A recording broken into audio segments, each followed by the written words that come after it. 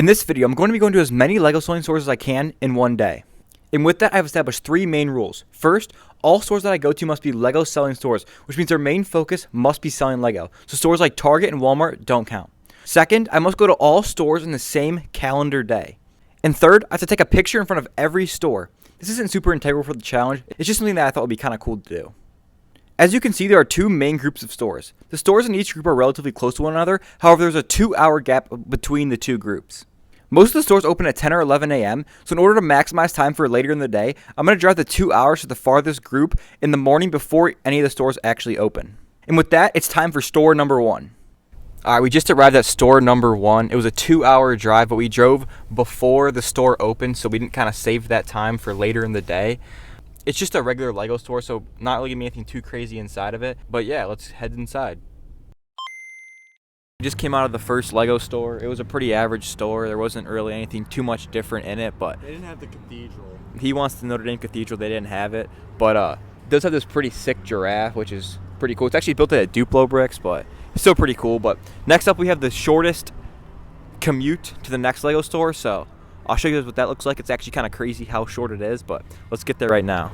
I videoed us walking in the next store, but it was only of my feet, so it's kind of hard to tell what is going on. But basically, it was less than a 2-minute walk, so here's a very sped up version of that walk.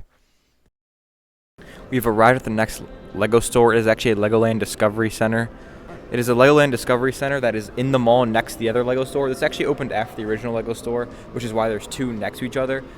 There isn't actually too much different about the store itself. One difference is though that they don't take VIP points. They only give you like a 5%. They should give you 5% off if you show you're a VIP member, because it's actually owned by a different company, not by LEGO itself. It's just licensed out for the store. But I've never been in the Discovery Center itself, but the store looks pretty cool. We're gonna head inside now. Shouldn't have anything too different, but it's store number 2, so let's go.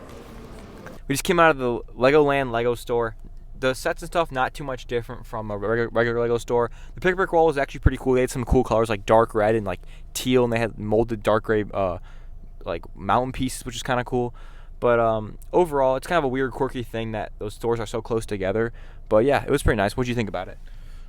They had the cathedral, so that was nice. But they don't let you use your insider points. What is that about? Yeah, I talked about that earlier. But next up, we're going to another bricks and minifigs. It's gonna be about 20 minutes away, so let's get going right now. I got like.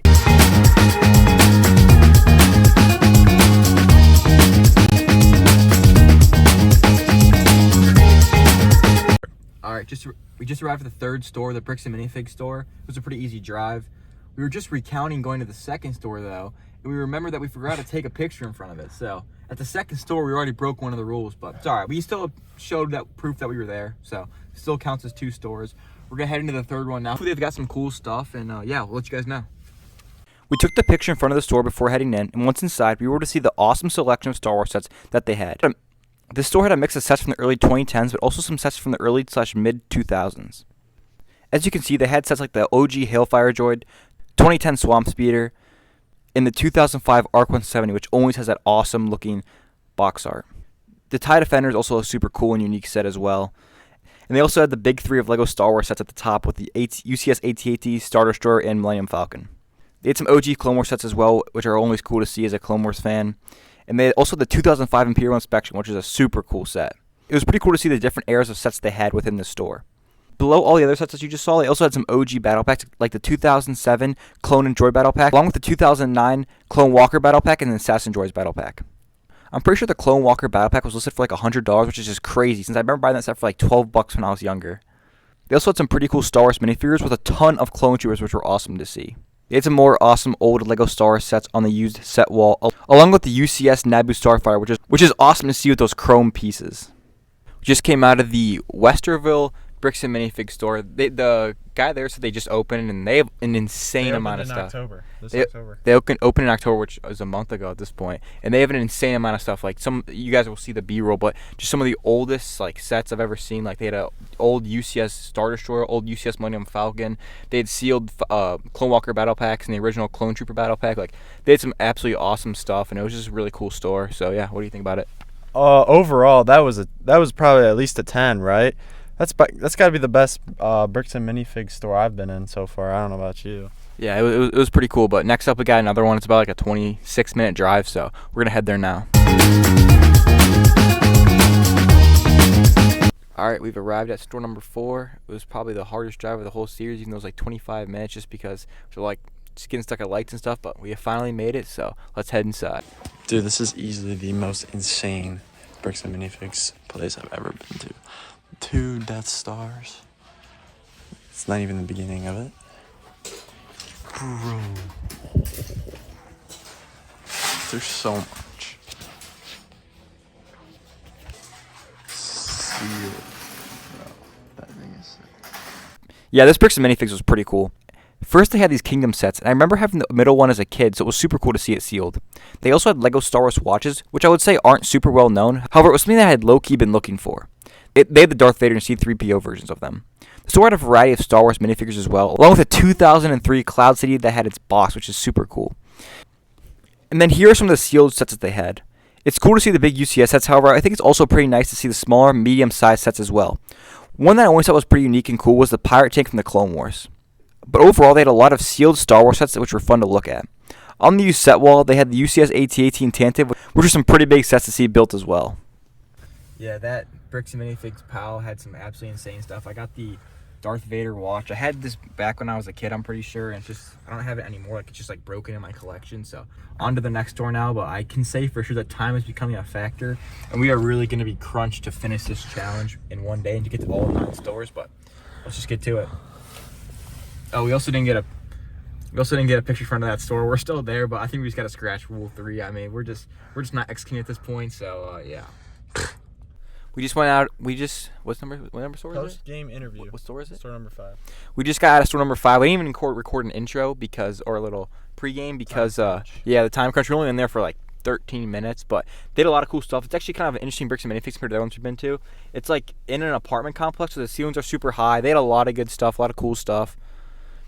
They had some awesome cars like the Bugatti built and other ones on the wall which are cool. They had some OG Star Wars sets as well, built and sealed. They had a UCS Millennium Falcon and a UCS Star Destroyer, old one sealed, which was cool. But overall, it was a very nice bricks and minifigs. We're about to go eat some lunch real quick, but time crunch is definitely real, and we may not reach all 9 stores, which is okay. We're just going as many stores as we can. If we can't get to 9, that's fine. We're doing as many as possible, but yeah, let's go. We'll head there right now. All right, about an hour and a half out of Columbus. How are we feeling? Yeah, we took a short lunch break. Not really. It wasn't really that short. It was a lunch break at Chipotle. Pretty good. But now we are, after an hour and 20 minutes of driving, we've arrived at the 6th store at like 4 p.m. So definitely cutting it close with time, but looking pretty good. Got to see what the store has to offer. Feeling a little tired, but store number 6. Here we go. Yeah. All right, good. All right, quick. We're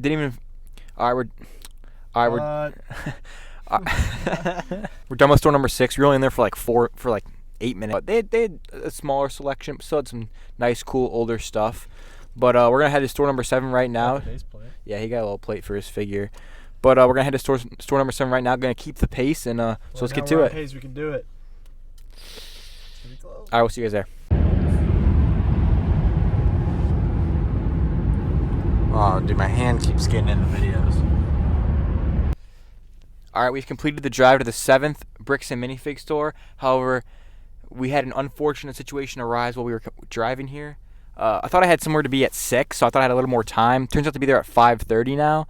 So You're boxed. yeah, we're kind of boxed, and this is unfortunately going to be our 7th store. Could not complete all 9, but the total is going to be 7 LEGO selling stores in one day, and we still can go in and enjoy the store. So let's go do that right now.